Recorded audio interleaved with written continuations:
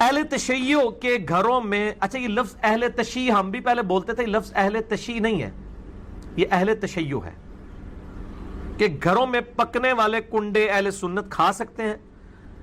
بھائی اہل سنت کے گھروں میں پکنے والے کنڈے ہوں یا اہل تشیع کے، اہل سنت کی میلاد کی نیاز ہو یا اہل تشیع کے رجب کے کنڈے ہوں، اہل سنت کی 11ویں کی نیاز ہو یا اہل تشیع کی محرم کی نیاز ہو، ان سب کے بارے میں ہمارا ایک ہی موقف ہے کہ جو نیاز لے کے آئے اس سے پوچھیں کس کے نام کی ہے۔ اگر وہ کہہ دے اللہ کے نام کی ہے تو وہ کھانا حلال ہے، رزق ضائع نہیں ہوگا۔ البتہ یہ عمل کرنا، 11ویں دلوانا، تیجے 40ویں کرنا، اس عمل کو تو آپ بدعت کہہ سکتے ہیں، لیکن جب وہ اللہ کے نام کا ہوگا نا تو وہ کھانا حرام نہیں ہوگا۔ اور اگر اس طرح کی تفریقات کے بغیر کوئی شخص صدقہ اور خیرات کے لیے مردے کی طرف سے، میت کی طرف سے لوگوں کو کھانا کھلا دیتا ہے، اس میں تو ویسے بھی کوئی اعتراض نہیں ہے۔ میت کی طرف سے مسئلہ 74 میرا لاکھوں لوگ دیکھ چکے ہیں، اصال ثواب لفظ دنیا میں بیٹھ کے کہیں لکھا جائے، سب سے پہلے ہمارا کلپ کھلتا ہے، 2.25 گھنٹے کا لیکچر ہے اور کوئی 3.5 پونے 4 لاکھ لوگ دیکھ چکے ہیں الحمدللہ۔ میں نے ساری ڈیٹیلز اس میں بتائی ہیں، وہ آپ دیکھیں۔ ہمارا موقف یہ ہے کہ اللہ کے، اگر وہ کہتا ہے یہ اللہ کے نام کا نہیں ہے، یہ نبی علیہ السلام کے نام کا ہے، حسین علیہ السلام کے نام کا ہے، فلاں کے نام کا ہے، تو اس سے پھر پوچھیں کاؤنٹر کوسچن کہ اس کا مطلب کیا ہے۔ اگر وہ کہتا ہے کہ نام اللہ کے نیاز کی ہے، ہم ثواب امام حسین علیہ السلام کو پہنچانا چاہتے ہیں، تو یہ بھی کھانا حرام نہیں ہوگا، یہ میت کی طرف صدقہ ہی شمار ہوگا۔ اگر وہ کہتا ہے کہ ہم یہ حسین کے نام کی نیاز دے رہے ہیں اور ہم یہ چاہتے ہیں کہ حسین علیہ السلام خوش ہو جائیں اور ہمارے مشکل کشا ہیں، پھر تو 1 کروڑ دفعہ بھی اللہ کا نام لیں تو یہ رزق جو ہے نا وہ امام حسین ہی سب سے پہلے اٹھا کے پرے پھینکیں گے۔ اس طرح کا رزق قابل قبول نہیں ہوگا۔ سے جو اس کے حوالے سے پیش کیتی ہیں وہ تو ضعیف ہے، باقی کوئی کلچرلی اس دن یعنی اللہ کی راہ میں کرنا چاہتا ہے تو صرف 10 محرم کو نہ کرے، پورے محرم میں کرے، آگے پیچھے کرے، اور ایک خاص رسم نہ بنا دی جائے، کیونکہ اسلام کو ان رسومات نے بڑا نقصان پہنچایا ہے، وہ پھر دین کا حصہ کے طور پہ پریزنٹ ہوتی ہیں۔ اور میرا ایک کلپ بھی ہے، 1 لاکھ زیادہ لوگ دیکھ چکے ہیں کہ کیا اہل حدیث بھی 10 محرم کی نیاز کے قائل ہیں۔ اس میں نے اہل حدیث کے داؤد راز صاحب کا حوالہ دیا ہے، تو وہ ایک بڑا لمبا ایک ٹاپک اور طرف چل پڑے گا۔ تو وہ کہتے ہیں مخصوص نہ ہو تو بزرگوں کے نام کی نیاز پکا کے اس طرح اصال ثواب کو کر دے تو جواز کا ملتا ہے۔ تو یہ مطلب دین کے اندر کوئی ایسے رسم نہ اس طرح کی چیزیں داخل کی جائیں۔ باقی یہ محرم یا ربیع الاول کے موقع پہ اگر آپ کے گھر کوئی نیاز لے کے آتا ہے، آپ اس سے صرف ایک سوال پوچھیں کہ کس کے نام کی ہے، وہ کہتا ہے اللہ کے نام کی تو لے لیں۔ تو صرف فاتحہ پڑھی ہو تو فاتحہ پڑھی ہو تو کوئی گناہ نہیں ہے، فاتحہ پڑھ لی ہوئی ہے تو وہ ایک عمل ہے، کھانا تو حلال ہی رہے گا۔ نہیں وہ ایک بدعت الگ سے ایک چیز ہے نا جو ہو گئی نا، اس سے کھانا نہیں حرام ہوا، کھانا پھینک تو نہیں دینا نا۔ اور اگر وہ کہتا ہے غیر اللہ کے نام کی ہے، دیکھیں نا 2 جرموں کی انٹینسٹی کا فرق ہے نا، ٹھیک ہے نا۔ بس اللہ کے نام ہے، کھاؤ، کوئی نہیں کہے گا نام اللہ کا ہو، فاتحہ پڑھو، ختم پڑھو، جو مرضی۔ نہیں میں یہ نہیں کہہ رہا کہ پڑھو، میں کہہ رہا ہوں کہ فاتحہ اگر کسی نے پڑھ لی ہے، وہ فاتحہ اس کا وہ یعنی وہ دم درود والا جو معاملہ وہ جو کرتے ہیں ختم والا، وہ عمل غلط ہے، کھانا حلالی ہے۔ کھانا کیسے حرام ہوگا؟ کھانے کو حرام کرنے کے لیے یا تو آپ ثابت کریں وہ سور کا گوشت ہے یا وہ غیر اللہ کے لیے نظر کیا گیا ہے۔ اگر اصال ثواب کے لیے کیا گیا، اصال ثواب بھی مردے کی طرف سے، آپ میت کی طرف صدقہ تو کر سکتے ہیں، ٹھیک ہے۔ ہمیں تو صرف اس کو ایک مخصوص کر کے ایک رسم بنا دیا ہوا ہے نا۔ کیوں نہیں پہنچتا؟ سب کا اتفاقی عید ہے۔ میرا مسئلہ نمبر 74 ریکارڈڈ موجود ہے، مردے کو کیوں نہیں پہنچتا ہے۔ لیکن اگر آپ غریبوں کو کھلا رہے ہیں، اگر آپ ڈشکرے مولویوں کو ہی کھلا رہے ہیں اور انہی کی جا کے اس میں فریجوں میں جا کے لگنے ہیں وہ، تو پتہ نہیں کسے پہنچے گا۔ حدیث جس میں آتی ہے کہ جب انسان مر جاتا ہے تو اس کے اعمال منقطع ہو جاتے ہیں سوائے 3 چیز کے، اور وہ 3 چیز بھی انڈائریکٹلی اسی سے تعلق رکھتی ہیں۔ تو اس طریقے سے جیسے نہیں، میں نے اس لیے آپ کو کہا نا صحیح مسلم کی حدیث ہے جو آپ کہہ رہے ہیں جی، میں نے مسئلہ 74 اسی لیے ذکر کیا کہ اس کے علاوہ بھی اور حدیثیں موجود ہیں، ٹھیک ہے، سنن نسائی کے اندر۔ باقی جو یہ سپورٹیو ہیں، اور میں جو دعویٰ کر رہا ہوں اس پہ اجماع ہے کہ میت کی طرف سے صدقہ پہنچتا ہے جی، اجماع ہے اس کے اوپر، بیٹے کے علاوہ کوئی بھی کام جی پہنچتا ہے۔ روزہ بھی ایک حدیث میں ملتا ہے کہ کوئی رکھ لے، وہ اور منت کے روزوں والا معاملہ ہے۔ اچھا اصال ثواب کے معاملے میں میرا بالکل کیٹاگوریکل ایک اوپینین ہے، لاکھوں لوگوں نے یوٹیوب پہ میری ویڈیو دیکھی ہے، مسئلہ نمبر 74. آپ اصالِ ثواب لکھیں یوٹیوب پہ، ٹاپ آف لسٹ میری وہ ویڈیو کھل جائے گی، اس میں میں نے ساری چیزیں بتائی ہیں. 11ویں ہو، میلاد ہو، محرم کی نیاز ہو، یا آپ کی یہ رجب کے کنڈے ہوں، ان ساروں کے بارے میں ہے کہ یہ سب کی سب ایکٹیویٹیز دین میں خود سے داخل کی گئی ہیں. ہم ان کو کفر و شرک والا معاملہ نہیں کہتے، لیکن بدعات تو ہیں. بالکل. اب رہ گیا مسئلہ کہ اس طرح کی ایکٹیویٹیز میں جو کھانا ہے وہ حلال ہے یا حرام ہے. کہ کھانے کو حرام کہنے کے لیے یہ چیز ضروری ہے کہ آپ پہلے اس کی حرمت ثابت کریں. اس میں دو طریقے ہیں، یا تو وہ چیز جو پکائی جا رہی ہے وہ حرام ہو، کوئی خنزیر بنا دیتا ہے تو حرام ہے، یا چیز تو پاک تھی لیکن اس کے ذبح کے وقت زبر کے ساتھ غیر اللہ کا نام لیا گیا بالکل تو وہ پھر بھی حرام ہو جائے گی. تیسرا مسئلہ ہے تقرب والا. تقرب میں اب دو طرح کے آپشن ہے. ایک تقرب یہ ہے کہ کوئی شخص یہ کہتا ہے کہ میں فلاں بزرگ کے اصالِ ثواب کے لیے کر رہا ہوں، حضرت حسین علیہ السلام کو ثواب پہنچے، ایک میری طرف سے ہدیہ. تو اس کے معاملے میں بھی ایسا کوئی سختی والا معاملہ نہیں ہے. لیکن اگر کوئی تقرب یہ کر رہا ہے کہ یہ اصالِ ثواب ان کو پہنچے اور وہ میرے مشکل کشا ہے اور اس کے بدلے میں یہ میری مصیبت حل کر دیں گے، تو وہ تو نیاز کے بغیر ہی عقیدہ شرک ہے. نیاز سے سائڈ پہ رہ گئی، عقیدہ ہی غلط ہے. بالکل ٹھیک ہے نا. تو ہمارا تو موقف یہ ہے کہ ہمارے پاس کوئی اس طرح کی کھانے پینے کی چیز لے آتا ہے، ہم اس سے پہلے پوچھتے ہیں کس کے نام کی ہے. اگر وہ کہتا ہے اللہ کے نام کی ہے تو بسم اللہ پڑھ کے کھا لیں. اگر وہ کہتا ہے یہ فلاں بزرگ کی ہے تو اسے پوچھے یہ بزرگ کے نام سے مراد آپ کیا لے رہے ہیں؟ کیا ان کی رضا کی خاطر ہے، ان کے نام کا ذبیح ہے؟ تو سر یہ کوئی بھی نہیں آپ کو کہے گا. کوئی جاہل کہہ دے تو کہہ دے، وہ کہے گا نہیں اللہ کا نام دیے ثواب پہنچانا ہے انہوں نے. اچھا جی، پھر زیادہ وہم نکالنا ہے تو آپ پوچھ لیں کہ ثواب پہنچا کے کڈنا کہ جے وچوں جے تسی واقعی کھانا نہیں کھانا تے جی کھانا کھانا تو اتنے تک ہی سوال رکھو، زیادہ غلوف نہ کریں آپ کیونکہ غلوف کریں گے نا تو معاملات بگڑیں گے. اور یہ میں آپ کو اپنی طرف سے نہیں بتا رہا. صحیح بخاری میں سیدہ عائشہ نے نبی علیہ السلام سے پوچھا یا رسول اللہ علیہ وسلم یہ کچھ نیو مسلم ہے، ہمیں نہیں پتا انہوں نے ذبیحہ صحیح کیا ہوا یا نہیں کیا، تو یہ جب کوئی اس طرح کی گفٹ لے کے آتے ہیں ہم کیا کریں؟ آپ فرمایا بسم اللہ پڑھ کے کھا لیا کرو. اللہ اکبر. اللہ آپ نے کہا کہ بلاؤ، آپ یہ بھی کہہ سکتے تھے حلف دلواؤ، یہ وہ وہم نکالا کہ مسلمان کا ذبیحہ ہے نا تو حسن ظن رکھو، زیادہ نٹی گریٹی میں نہ پڑھو. سبحان اللہ. ٹھیک ہے نا. مسلمان کا ذبیحہ ہے نا اس کے اوپر آپ کو وہم نہیں کرنا چاہیے اگر وہ مسلمان ہے. اب وہ اگلا مسئلہ شروع ہو جائے گا کہ وہ بریلوی ہے، دیوبندی ہے، اہل حدیث ہے، شیعہ ہے. یہ نئی کہانی کرنے کی ضرورت نہیں ہے. اہل کتاب کا ذبیحہ بھی حلال ہے. تو اگر آپ ایک دوسرے کو مسلمان ماننے کے لیے تیار نہیں، چلو اہل کتاب ہی مان لو. یہود و نصارہ کی عورتوں سے تو آپ کا نکاح جائز ہے سورۃ المائدہ کے پہلے رکوع کے تحت، اور اسی رکوع میں آتا ہے کہ اہل کتاب کا ذبیحہ بھی حلال ہے. کوشر فوڈ. جی ہاں، اگر وہ اللہ کے نام کے اوپر کیا ہو. تو اگر یہود و نصارہ کا اللہ کے نام کا ذبیحہ حلال ہے تو جو آپ کے اپنے اہل کتاب ہیں قرآن کے فائنل ٹیسٹمنٹ کے ماننے والے، وہ تو old testament new testament tempered form میں مان رہے ہیں. اور وہ اتنے ظالم ہے کہ نبی علیہ السلام کو وہ دجال سمجھتے ہیں، نعوذ باللہ. ظاہر ہے پیغمبر نہیں مان رہے، تو جب آپ کسی کو پیغمبر نہیں مان رہے، جیسے ہم غلام احمد قادیانی کو پیغمبر نہیں مانتے تو کیا سمجھتے ہیں؟ دجال کے اس نے دجل کیا ہے، جھوٹ بولا ہے. اس کے باوجود اللہ تعالیٰ کہہ رہا ہے کہ ان کا ذبیحہ بھی حلال ہے. اور جو آپ کے نبی کے عاشق ہیں، جو محمد اور آل محمد کے لیے جان دینے کے لیے تیار ہیں، سر ان کے اوپر آپ کم از کم یہودیوں نا سٹیٹس تو ان کو دے دیں. اصالِ ثواب کے معاملے میں میرا بالکل کیٹاگوریکل ایک اوپینین ہے. لاکھوں لوگوں نے یوٹیوب پہ میری ویڈیو دیکھی ہے، مسئلہ نمبر 74. آپ اصالِ ثواب لکھیں یوٹیوب پہ، ٹاپ آف لسٹ میری وہ ویڈیو کھل جائے گی، اس میں میں نے ساری چیزیں بتائی ہیں. 11ویں ہو، میلاد ہو، محرم کی نیاز ہو، یا آپ کی یہ رجب کے کنڈے ہوں، ان ساروں کے بارے میں ہے کہ یہ سب کی سب ایکٹیویٹیز دین میں خود سے داخل کی گئی ہیں. ہم ان کو کفر و شرک والا معاملہ نہیں کہتے، لیکن بدعات تو ہیں. اب رہ گیا مسئلہ کہ اس طرح کی ایکٹیویٹیز میں جو کھانا ہے وہ حلال ہے یا حرام ہے. کہ کھانے کو حرام کہنے کے لیے یہ چیز ضروری ہے کہ آپ پہلے اس کی حرمت ثابت کریں. اس میں دو طریقے ہیں، یا تو وہ چیز جو پکائی جا رہی ہے وہ حرام ہو، کوئی خنزیر بنا دیتا ہے تو حرام ہے، یا چیز تو پاک تھی لیکن اس کے ذبح کے وقت زبر کے ساتھ غیر اللہ کا نام لیا گیا تو وہ پھر بھی حرام ہو جائے گی.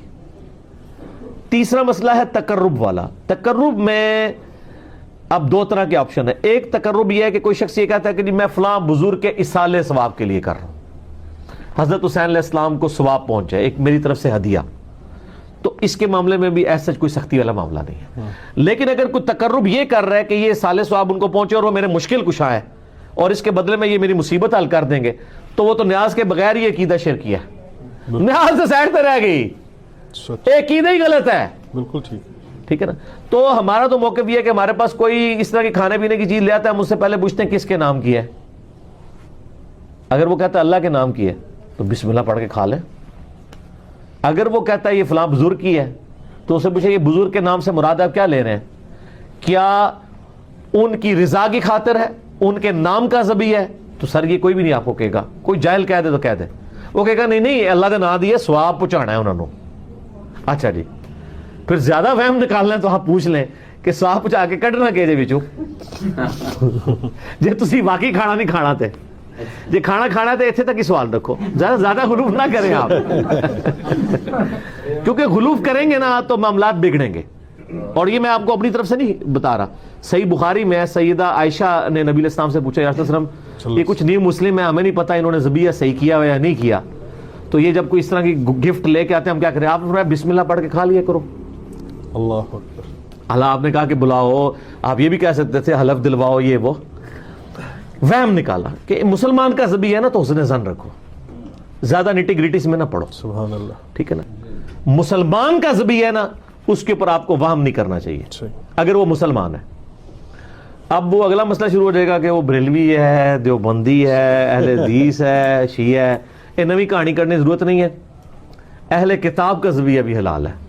تو اگر آپ ایک دوسرے کو مسلمان ماننے کے لیے تیار نہیں, چلو اہل کتاب ہی مان لو. یہود و نصارہ کی عورتوں سے تو آپ کا نکاح جائز ہے سورۃ المائدہ کے پہلے رکوع کے تحت, اور اسی رکوع میں آتا ہے کہ اہل کتاب کا ذبیحہ بھی حلال ہے, کوشر فوڈ. جی ہاں, اگر وہ اللہ کے نام کے اوپر کیا ہو. تو اگر یہود و نصارہ کا اللہ کے نام کا ذبیحہ حلال ہے تو جو آپ کے اپنے اہل کتاب ہیں قرآن کے فائنل ٹیسٹمنٹ کے ماننے والے, وہ تو old testament new testament tempered form میں مان رہے ہیں, اور وہ اتنے ظالم ہیں کہ نبی علیہ السلام کو وہ دجال سمجھتے ہیں. نعوذ باللہ. ظاہر پیغمبر نہیں مان رہے, تو جب آپ کسی کو پیغمبر نہیں مان رہے, جس طرح غلام احمد قادیانی کو پیغمبر نہیں مانتے, تو کیا سمجھتے ہیں؟ دجال کے اس نے دجل کیا ہے, جھوٹ بولا ہے. اس کے باوجود اللہ تعالیٰ کہہ رہا ہے کہ ان کا ذبیحہ بھی حلال ہے. اور جو آپ کے نبی کے عاشق ہیں, جو محمد اور آل محمد کے لیے جان دینے کے لیے تیار ہیں, سر ان کے اوپر آپ کم از کم یہودیوں والا اسٹیٹس تو ان کو دے دیں. سیدنا عمر فاروق رضی اللہ تعالیٰ عنہ علیہ السلام کے دور خلافت کے اندر سیدنا علی ابن ابی طالب کے مشورے سے ہجرت کو بینچ مارک مقرر کیا گیا, کیونکہ ہجرت کے بعد ہی نبی علیہ السلام کو غلبہ نصیب ہوا. ہجرت مدینہ سے پہلے صرف 125 بندے مسلمان تھے 13 سالہ مکی دور میں, اور ہجرت مدینہ کے بعد کے اگلے 13 سال کے اندر رومن اور پرشین امپائرز بھی گر چکی ہوئی تھی آلموسٹ, الحمدللہ. تو یہ بینچ مارک تھا. 125 بندے مسلمان ہیں ہجرت مدینہ کے وقت. 2 ہجری میں غزوہ بدر ہوتی ہے, 3 ہجری میں غزوہ احد ہوتی ہے, 5 ہجری میں غزوہ خندق, 6 ہجری کے اندر صلح حدیبیہ, 7 ہجری میں غزوہ خیبر, 8 ہجری میں فتح مکہ, اور 8 ہجری میں یہ غزوہ حنین مشرکین عرب کے خلاف آخری جنگ ہوتی ہے. 9 ہجری کے اندر غزوہ تبوک رومن امپائر سے ٹکرانے کے لیے نبی علیہ السلام خود تشریف لے گئے 30,000 جانثار صحابہ کے ساتھ رضی اللہ عنہم اجمعین. لیکن رومن امپائر کا جو ہیڈ تھا کیسر روم, وہ دہشت کھا کے بھاگ گیا. نبی علیہ السلام آلموسٹ وہاں پہ 40 دن تک رہے. تمام قبائل سے آپ نے معاہدے کیے کہ یا نیوٹرل رہو گے یا ہمارا ساتھ دو گے. اگر کیسر روم اس وقت جنگ کے لیے تیار ہو جاتا تو جنگ یرموک وہیں پہ ہو جاتی. اور پھر نبی علیہ السلام کی 11 ہجری میں وفات ہو گئی. یہ میں نے ایک ہسٹری کے طور پہ بتایا. سیدنا علی کا مشورہ تھا کہ ہجرت کو ہم بینچ مارک مقرر کر کے پیرلل میں جو ہمارا لیونر کیلنڈر ہے چاند کے اعتبار سے, وہ ہجری کیلنڈر سٹارٹ کیا جائے. ویسے لیونر کیلنڈر تو اسلام سے پہلے کا ہے, سولر بھی اور لیونر بھی, لیکن پھر یہ اسلام کے ساتھ ہی منسوب ہو گیا. عیسوی بھی مسلمانوں کے ہی ہیں اور ہجری بھی مسلمانوں کے ہی ہے. سیدنا عثمان رضی اللہ تعالیٰ عنہ کا مشورہ تھا کہ محرم کو بینچ مارک کیا جائے پہلے مہینے کے اعتبار سے. نبی علیہ السلام کے مبارک دور میں, سیدنا ابوبکر کے دور میں یہ ڈیسائیڈ نہیں تھا کہ کس مہینے سے اسلامی کیلنڈر سٹارٹ ہو. تو سیدنا عثمان کا مشورہ تھا کہ محرم سے سٹارٹ ہو. اس کی ٹیکنیکل ریزن یہ ہے کہ صحیح مسلم میں حدیث ہے کہ رمضان المبارک کے بعد اللہ تعالیٰ کو سب سے بڑھ کر محبوب روزے اللہ کے مہینے کے روزے ہیں اور اللہ کا مہینہ ہے محرم. نبی صلی اللہ علیہ وآلہ وسلم نے فرمایا. تو چونکہ اللہ تعالیٰ نے اسے خاص اپنے ساتھ اس مہینے کو کیا ہے, رمضان تو امت کا مہینہ ہے, محرم کے مہینے کو اپنے ساتھ خاص کیا ہے, اس لیے سیدنا عثمان کا مشورہ تھا کہ اسے بینچ مارک کیا جائے. اس کے علاوہ سورہ توبہ کی آیت نمبر 36 میں آپ پڑھیں گے کہ جب سے اللہ تعالیٰ نے زمین و آسمان کو پیدا فرمایا تو حرمت والے مہینے 4 ہیں, کل مہینوں کی تعداد 12 ہے. آپ دیکھیں لیونر ایئرز دیکھیں, اس میں 12 مہینے ہیں, سولر میں بھی 12 ہیں, اور ان میں سے 4 حرمت والے ہیں. وہ کون سے 4 ہیں؟ وہ بخاری اور مسلم دونوں میں یوم النحر کا خطبہ ہے نبی علیہ السلام کا, قربانی والے دن کا. اس میں آپ علیہ السلام نے فرمایا وہ 3 کنزیکٹو مہینے ہیں, ذی-قعدہ, ذوالحجہ اور محرم, اور چوتھا مہینہ ہے رجب کا. یہ 4 حرمت والے مہینے ہیں. اسلام سے پہلے بھی ان مہینوں کے اندر جنگ کرنا منع تھی, لڑائی کرنا منع تھا, اور اسلام نے بھی اسے حرام کیا. ان کی یہ حرمت ہے. تو اسلامی جب کیلنڈر کا آغاز محرم سے ڈیسائیڈ کیا گیا, پھر محرم کی اہمیت اور بڑھ گئی کہ پہلا مہینہ ہی حرمت والا ہے. اس کے علاوہ محرم کے مہینے میں ایک دن ایسا تھا, عاشورہ کا دن, جو بخاری مسلم میں آلموسٹ 50 احادیث ہے کہ جو اسلام سے قبل بھی مشرکین عرب اس دن کا روزہ رکھتے تھے, اسلام نے اسے کنٹینیو کیا. اور جب تک رمضان کے مہینے کے روزے فرض نہیں ہوئے, یہ عاشورہ کا 10 محرم کا روزہ فرض تھا. عاشورہ کا لفظ بخاری مسلم میں موجود ہے. جب یہ فرض ہو گیا تو بخاری مسلم میں آتا ہے, نبی علیہ السلام نے فرمایا یہ آپشنل ہے. اس کے علاوہ ایک اور حدیث بھی ہے بخاری اور مسلم میں, جب نبی علیہ السلام ہجرت کر کے مدینہ شریف آئے اور آپ کو یہ پتا چلا کہ یہودی جو ہیں وہ 10 محرم کا روزہ رکھتے ہیں, تو آپ علیہ السلام نے ان سے پوچھا کیوں رکھتے ہو؟ تو انہوں نے کہا کہ ہم اسے عید کے طور پہ مناتے ہیں. ایک طریق میں آتا ہے عید کے الفاظ, ایک میں آتا ہے ہم خوشی کا دن مناتے ہیں, ایک میں الفاظ ہیں ایام اللہ میں سے ہے.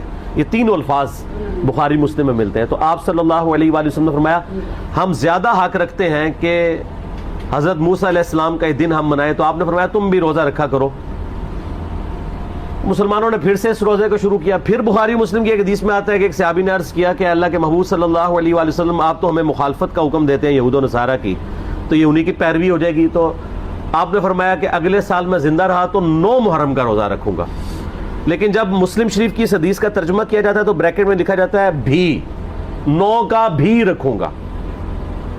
اس لیے کہ جامعہ ترمذی کے اندر موجود ہے 755 نمبر حدیث, اس کے انڈر امام ترمذی نے کومنٹس لکھے ہیں کہ عبداللہ ابن عباس کہتے ہیں یہود و نصارہ کی مخالفت کرو, 9 اور 10 دونوں کا روزہ رکھو. اس کی پوری سند سنن الکبری البیہقی میں موجود ہے. اس کے علاوہ جو اہل تشیع کا اس روزے پر اعتراض ہے, یہودیوں کا بھی ایک اعتراض ہے کہ جی ہم تو کوئی نہیں رکھتے, تو میں نے بتایا کہ اب وہ مہینے چینج ہو چکے ہیں, آج بھی وہ اس دن کو مناتے ہیں, لیکن ان کے اس مہینے کا نام تشریع ہے. تشریع بھی بولا جاتا ہے, تشریع بھی, اور یوم کپور اسے کہا جاتا ہے. وہ میں نے 1.25 گھنٹے کا لیکچر آلموسٹ ریکارڈ کروایا ہے, آج کل ہم نے فیس بک پہ اپلوڈ کیا ہے. اب 1.25 گھنٹے تو میں نہیں بول سکتا, تو جسے وہ اختلافی موضوع چاہیے تو وہ اس کو دیکھ لیں. تو 9-10 محرم انشاءاللہ کل اور پرسوں آ رہی ہے 1441 ہجری میں. اور اس دفعہ آپ دیکھیں ستمبر 2019 اور محرم الحرام 1441 کو انسائڈ کر گئے ہیں. جو تاریخ وہ چل رہی ہے محرم کی, وہی تاریخ ستمبر 2019 کی چل رہی ہے. تو کل ستمبر 9 کو محرم الحرام بھی 9 ہے, 9 اور 10 یہ 2 روزے رکھیں. یہ یعنی ایک فضیلت کا کام ہے. باقی پھر اسلام میں تو محرم کی اہمیت اس وقت زیادہ بڑھ گئی کہ جب اس امت نے نبی صلی اللہ علیہ وآلہ وسلم کو قبر میں گئے ہوئے صرف 50 سال گزرے تھے کہ آپ کی پوری اولاد کو سوائے چند ایک کے میدان کربلا میں مظلومانہ شہید کر دیا. سیدنا حسین ابن علی رضی اللہ تعالیٰ عنہ کی شہادت نے اس مہینے کو اور عاشورہ کے دن کو ہمیشہ کے لیے امر کر دیا. ویسے اگر آپ بخاری مسلم میں تو آتا نا اس دن فرعون ڈبویا گیا تھا, ایام اللہ میں سے ہے. اس کے علاوہ اگر آپ تاریخ کی کتابیں پڑھیں گے تو آپ کو پتہ چلے گا کہ اللہ تعالیٰ کے فیصلے کے بڑے بڑے دن جو ہیں وہ 10 محرم کو ہی آئے ہیں. 10 محرم کے دن ہی یونس علیہ السلام کو مچھلی کے پیٹ سے نجات ملی تھی. اب اس پہ حدیثیں سپورٹیو نہیں، لیکن تاریخ میں یہ روایتیں ملتی ہیں. 10 محرم کے دن ہی اللہ تعالیٰ نے سیدنا آدم علیہ السلام اور سیدہ حوا کی ملاقات کروا دی تھی. اس کے علاوہ کئی اور واقعات آپ کو ملتے ہیں، اس ڈیٹیل میں جانے کے لیے ضرورت نہیں ہے. اس قسم کی آپ نے اگر میٹھی میٹھی باتیں سننی ہو تو طارق جمیل حافظہ اللہ تعالیٰ کے آج کل کافی کلپ چڑھے ہیں، وہ آپ دیکھ لیں. ہم نے تو یہاں پہ تحقیقی باتیں کرنی ہوتی ہیں، تو اس لیے میں ان چیزوں میں ٹائم لگا کے اپنی بات کا رخ اور طرف نہیں لے کے جانا چاہتا. تو یہ جناب محرم کی اہمیت ہے، اور کربلا کے اعتبار سے تو ظاہر ہے کہ پھر اہمیت بڑھ گئی کہ مسلمان دیکھیں اس پہ تو اجماع کر چکے ہیں کہ پوری دنیا کے مسلمان محرم کے مہینے میں جو ہے وہ کربلا کو یاد کرتے ہیں. کوئی اس دن ماتم کر کے یاد کرتا ہے، کوئی اس دن فضائل اہل بیت سنا کے یاد کرتا ہے، کوئی اس دن یزید کے فضائل سناتا ہے. تو اپنا اپنا کام سارے ڈیوٹی پوری کر رہے ہیں. ٹھیک ہے، تو نصیب والوں کا حصہ ہے. اللہ تعالیٰ ہمارا خاتمہ اہل بیت کے ساتھ فرمائے، قیامت والے دن ہمیں معشور فرمائے ان کے ساتھ. یہ کافی ساری روایتیں ملتی ہیں جی، اتنے نفل پڑھیں 10 محرم کے دن، روزہ رکھیں، اتنے پیسے خیرات کر دیں، یہ سب کی سب چیزیں گھڑی ہوئی ہیں. جو چیز ملتی تھی وہ میں نے بتا دی ہے کہ وہ 10 محرم کا روزہ ہے، اور اب تو ہم نے 9 اور 10 دونوں کا رکھنا ہے. باقی اس دن اور ایکٹیویٹیز یہی ہیں کہ آپ ہماری ویڈیو شیئر کروائیں، لوگوں کو بتائیں کہ اس دن کتنا بڑا واقعہ امت پہ افتاد ٹوٹی ہے، اتنی بڑی دراڑ پڑی ہے کہ جو آج تک یعنی فل ہونے کا نام نہیں لیتی. اللہ کا شکر ہے ہماری ویڈیوز کی برکت سے اب اس کی ہیلنگ شروع ہو گئی ہے. ہیلنگ ضروری ہے، ورنہ تو امام مہدی علیہ السلام سنی میں آگے تو شیعہ نے انکار کر دینا ہے، شیعہ میں آگے تو سنیوں نے انکار کر دینا ہے. تو یہ ضروری ہے کہ امام مہدی کے آنے سے پہلے یہ سنی شیعہ کی تفریق اور اس کے اندر بھی جو سب ڈویژنز ہیں وہ ختم ہو کے لوگ جھوم کے کہیں کہ نہ میں وہابی، نہ میں بابی، میں ہوں مسلم علمی کتابی. نہ ہم سو کارڈ وہابی ہیں، کوئی علمی بات کرتے ہیں اسے وہابی کا تانا دیتے ہیں، اور نہ ہم بابوں کا دفاع کرنے والے باب بھی ہیں. ہم عام سے مسلمان ہیں، علمی کتابی. تو یہ کرنا چاہیے.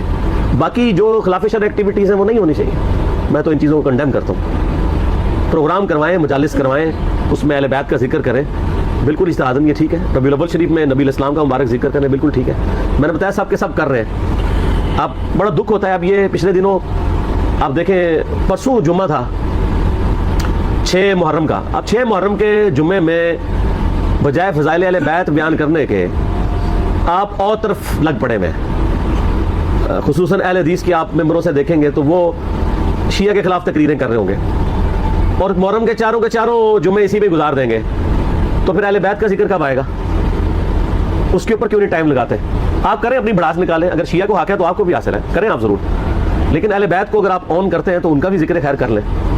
ٹوٹل آپ کی اسی اوپر لگا ہوا ہے. اور جناب آپ عظمت صحابہ، اور عظمت صحابہ سے مراد خلفائے راشدین نہیں ہوتے، وہ 2-3 بندے ہی ہیں جن کی عظمت کی ان کو فکر پڑی ہوئی ہے. ٹھیک ہے، جن کی عظمت بخاری اور مسلم میں بڑے اچھے طریقے سے بیان ہوئی ہے. وہ میرا واقعہ کربلا والا ریسرچ پیپر پڑھ لیں. زیادہ میں زبان درازی نہیں کرتا. میرا یوٹیوب پہ ایک کلپ ہے، لاکھوں لوگوں نے دیکھا ہے، ریپلائی ٹو مولانا الیاس قادری اور حضرت معاویہ رضی اللہ تعالیٰ عنہ. اس میں نے وہ ساری عظمتیں کھول کے بیان کی ہیں، وہ آپ دیکھ لیجیے گا. بخاری مسلم کی روشنی میں، اصول الکافی کی روشنی میں نہیں. ٹھیک ہو گیا.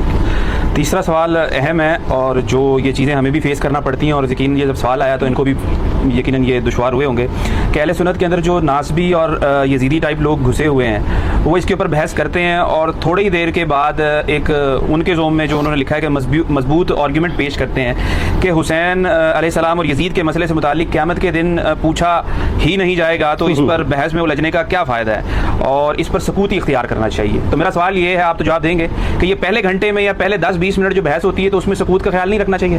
نہیں، وہ سکوت کا مطلب انہوں نے چینج کر دیا ہے. اچھا، سکوت کا مطلب یہ ہے کہ ہم جو کچھ بولتے ہیں وہ ٹھیک ہے، آپ سکوت اختیار کریں، یہ مطلب ہوتا ہے سکوت کا. میں اس سوال کے اوپر نا 2 گھنٹے بول سکتا ہوں، لیکن کوشش کروں گا کہ میں مختصر سے وقت میں یہ کیڑا نکالوں. یہ موسٹ آسکڈ کوسچن ہے اس وقت، اور وہ بھی صرف اس لیے بنا ہے کہ میں نے کچے چٹے کھول دیے ہیں آل امیہ کے، بخاری اور مسلم کی روشنی میں. اب ان کو پڑ گئے ہیں ہاتھ پاؤں، تو اب یہ کہہ رہے ہیں سکوت اختیار کریں. جب آپ لوگ ناسبیت پھیلا رہے تھے، ناسبی کہتے ہیں جو سیدنا علی کے خلاف کھڑے ہونے والے لوگ ہیں، یزیدیت پھیلا رہے تھے، اس وقت آپ لوگوں کو کوئی شرم و حیا نہیں آئی ہے. اس وقت اگر آپ کو کہتے بھی تھے سکوت اختیار کریں تو آپ کہتے تھے نہیں جی نہیں، یہ بڑا ضروری ہے، یہ آج کل بدعت پھیلی ہے، ہم نے اس پہ بولنا ہے، یہ کرنا ہے. اب جب آپ کو آ کے کسی نے کنفرنٹ کرنا شروع کیا ہے اور آپ کا پورا کچا چٹا کھول کے بخاری مسلم کی روشنی میں یہ ریسرچ پیپر لکھ دیا ہے، 200 احادیث میں نے اس میں جمع کی ہے، اکثر بخاری مسلم سے، واقعہ کربلا کے پس منظر کے اوپر. یہ کربلا ایک دن میں نہیں ہوئی. آپ ان کو پڑھ کے ہاتھ پاؤں اور یہ کہہ رہے ہیں وہ جی ایسی باتیں نہیں کرنی چاہیے. پہلے میں تو الزامی جواب اس کا دیتا ہوں، الزامی جواب پھکی والا، اینٹی وینم لاجیکل آنسر اس لیے ضروری ہوتا ہے تاکہ دماغ میں ڈرل ہو. کوئی بات اندر داخل ہو. مجھے یہ بتائیں کہ ڈاکٹر ذاکر نائک نے جب 2009 کے اندر یزید کو رضی اللہ عنہ کہا, اس وقت کون کون سے علماء تھے اہل حدیث کے یا دیوبند کے؟ بریلویوں کو بھی تھے لیکن وہ بھی اپنی حاضری لگا رہے تھے, ان کو چھوڑ دیں. شیعہ نے تو بولنا ہی تھا کہ جنہوں نے فرنٹ سے لیڈ کر کے ڈاکٹر ذاکر نائک کو یہ کہا ہو کہ آپ سکوت اختیار کر لیں, کسی نے بھی نہیں کیا, مزہ لے رہے تھے اس کا.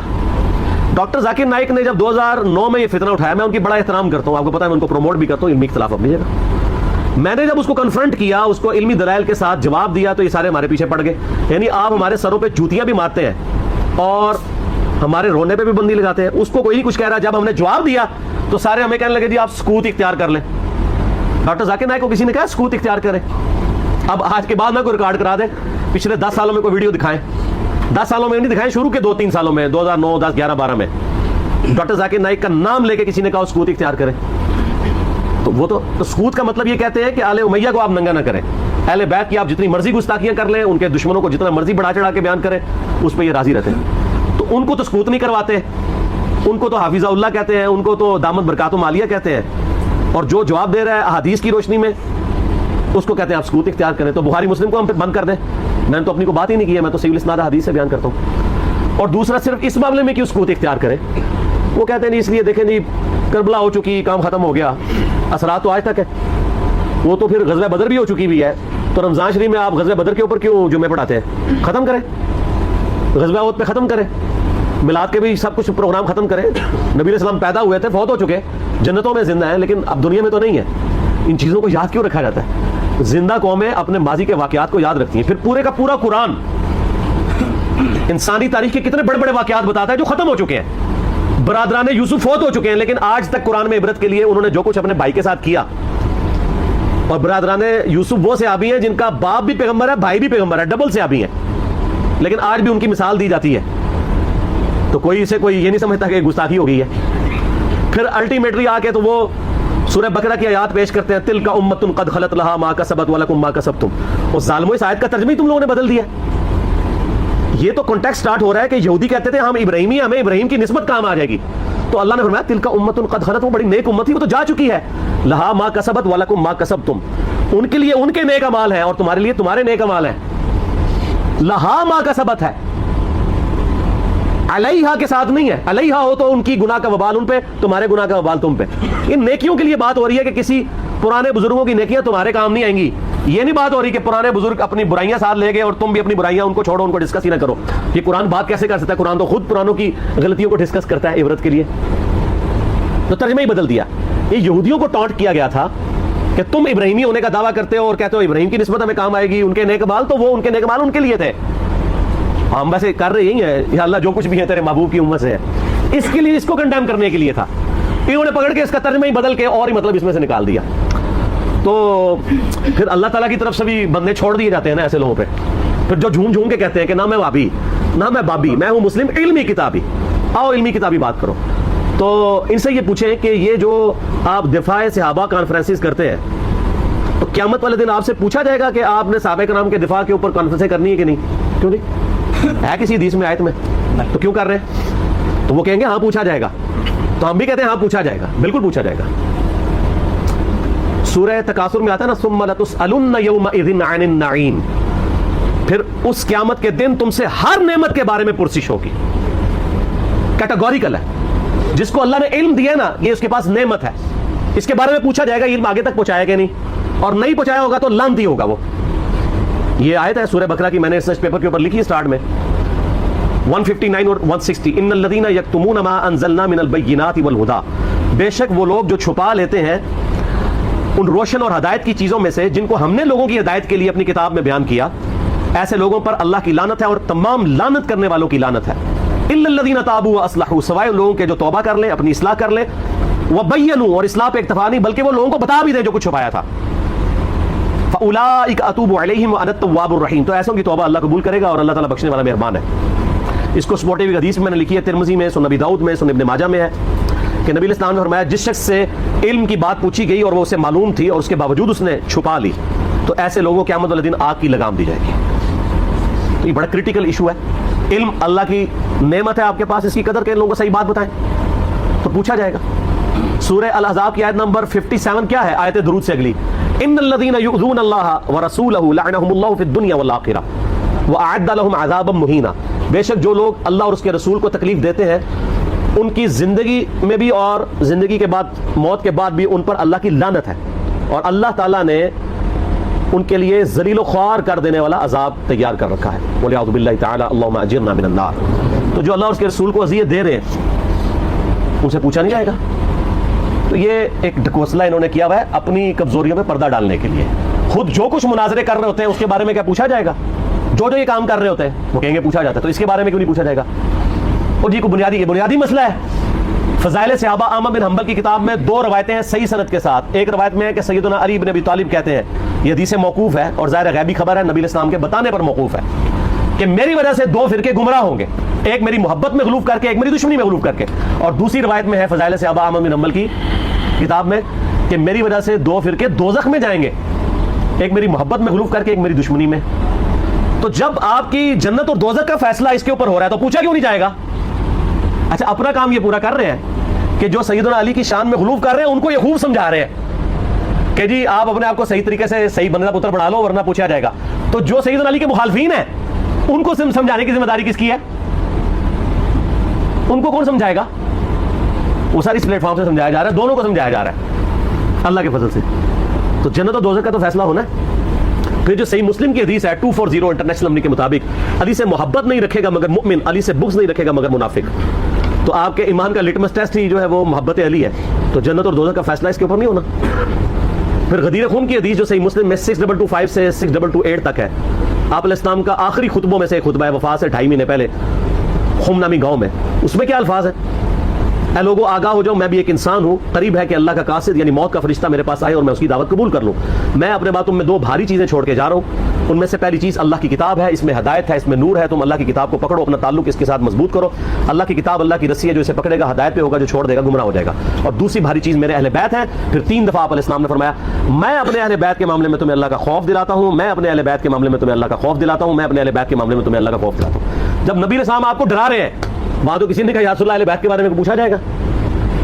پھر المستدرک الحاکم میں صحیح سند کے ساتھ حدیث ہے انٹرنیشنل نمبر کے مطابق 4712 کہ نبی علیہ السلام نے فرمایا اگر کوئی شخص پوری زندگی حجر اسود اور مقام ابراہیم کے درمیان نمازیں پڑھتا رہے اور روزے رکھتا رہے اور قیامت والے دن اللہ سے اس حال میں ملاقات کرے کہ ہم اہل بیت کا بغض اس کے دل میں ہوا, تو اللہ اسے ضرور دوزخ میں داخل کرے گا. اگر اہل بیت کا بغض نمازوں کے باوجود, اور عام نمازیں نہیں, حجر اسود اور مقام ابراہیم کے درمیان اور روزے رکھنے کے باوجود آپ کو دوزخ میں لے جا سکتا ہے, تو کیوں نہیں پوچھا جائے گا؟ ایک کہانیاں بند کرو. اصل میں ان بیچاروں کا بھی قصور نہیں, ان کے بڑے بزرگ بھی ان کو کہانیاں کراتے رہے. انہوں نے وہی کہانیاں سن کے تو آگے بیان کی. ان کو کیا پتا تھا کہ آگے تو مسئلہ کھڑا ہو جائے گا, آگے تو ہر جگہ یہ آواز آ رہی ہے کہ نہ میں بابی, نہ میں بابی, میں ہوں مسلم علمی کتابی. ان کے تو گاٹے فٹ ہوگی یہ چیز.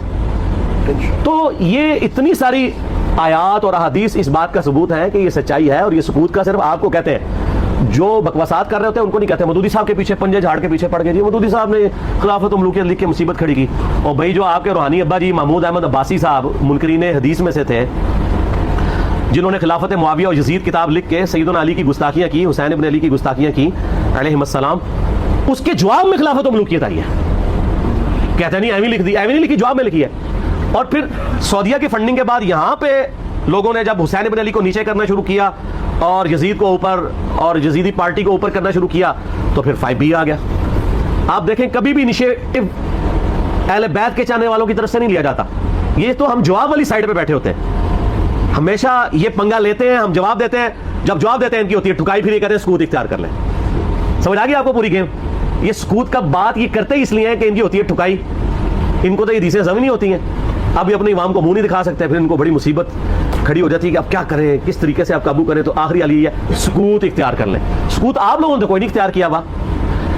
آپ کے سامنے جب صحابہ کرام کی توہین ہوتی ہے تو آپ کیوں شیعہ کو سمجھاتے ہیں؟ سکوت اختیار کریں نا. کون سا آپ سے قیامت الدین پوچھا جائے گا؟ یہ میں الزامی طور پہ بات کر رہا ہوں.